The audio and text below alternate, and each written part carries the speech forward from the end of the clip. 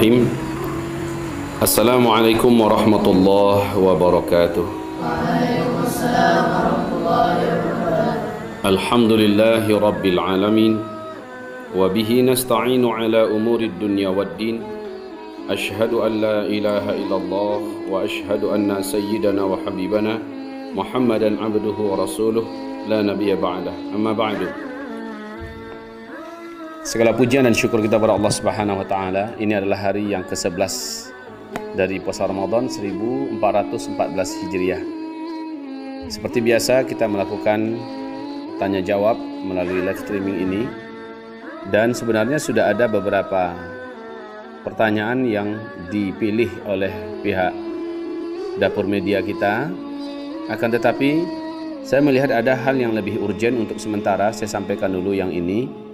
Itu hari ini pada jam 8:17 pagi tadi, salah satu di antara media, yaitu Kumparan Sains, konten redaksi Kumparan tentang bicara teknologi dan sains, menyampaikan bahwa asteroid Apollo mendekati bumi 4 hari lagi. Dan dulu ini pernah melukai 1.200 orang di Rusia. Isi berita ini adalah pada 8 Mei nanti, tepatnya pukul 2:28 WIB, artinya setengah 3 dini hari, ada satu benda langit yang mendekati bumi. Dia adalah asteroid 2016 HP6 yang tergolong sebagai asteroid Apollo. Asteroid kelompok ini terbilang berada dekat dengan bumi. Asteroid 2016 HP6 ini diperkirakan juga punya ukuran antara 23 hingga 52 meter. Jarak lintasnya dengan bumi sekitar 1,66 juta kilometer atau setara 4,33 jarak bumi bulan. Sementara kecepatan lesatnya mencapai 5,72 km per detik. Ya. Yang inti beritanya di sini menyebutkan ini tepat tanggal 8 Mei. 8 Mei berarti pas tanggal 15 Ramadan, itu hari Jumat, dan itu adalah menjelang subuh. Saudara-saudaraku yang kami muliakan, makin lama karena menunggu waktu yang hanya tinggal beberapa hari ke depan, itu 4 hari ke depan, makin menegangkan isu tentang hantaman meteor menabrak bumi bertepatan dengan tanggal 15 atau pertengahan Ramadan dan bertepatan dengan hari Jumat, dan seluruhnya memang serba kebetulan, qadarullah. Lalu muncul persiapan-persiapan serius yang harus dipersiapkan. Ketegangan, ketakutan, kekhawatiran semuanya bersatu di dalam dada banyak manusia, khususnya orang-orang Islam. Saudaraku yang kami muliakan, saya sudah memberikan tanggapan tentang hal ini, dan tanggapan ini saya kuatkan kembali sekarang, bahwa melakukan persiapan apapun bentuknya selama itu positif tidak ada ruginya.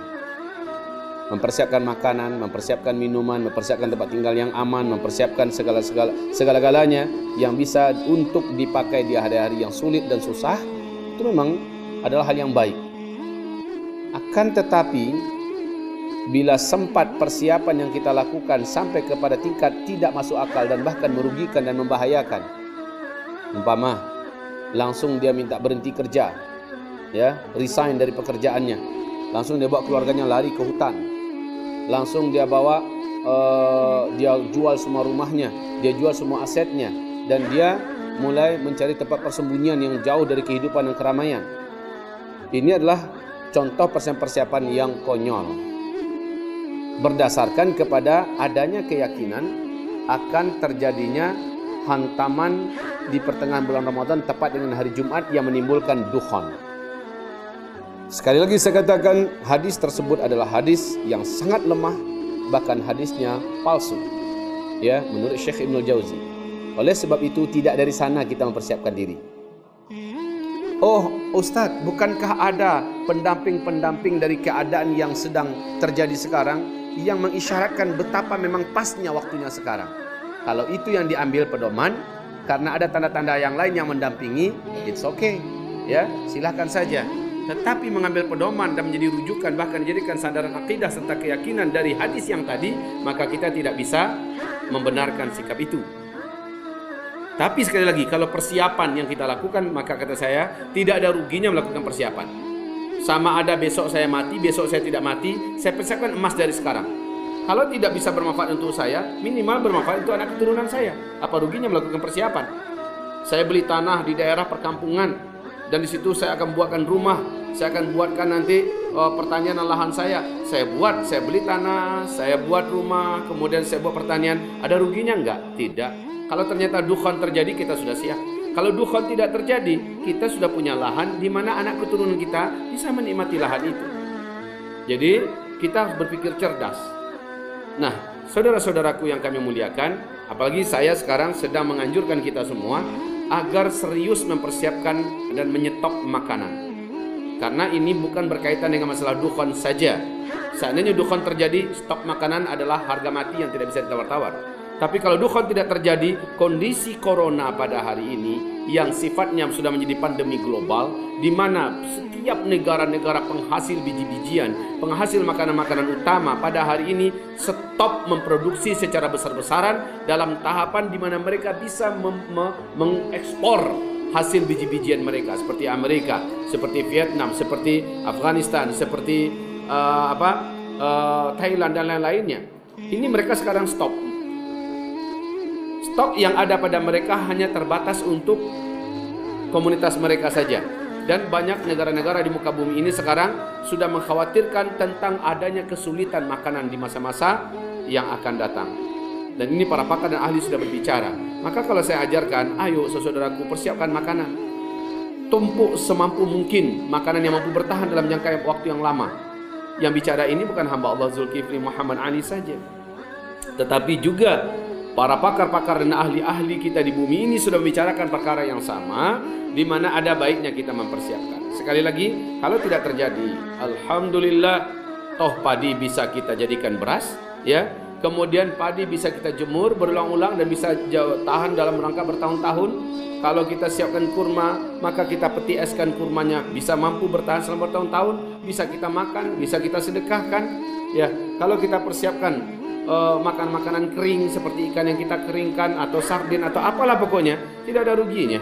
Seandainya tidak terjadi apa-apa, alhamdulillah, sedekahkan ke pesantren, sedekahkan ke panti asuhan dan sebagainya.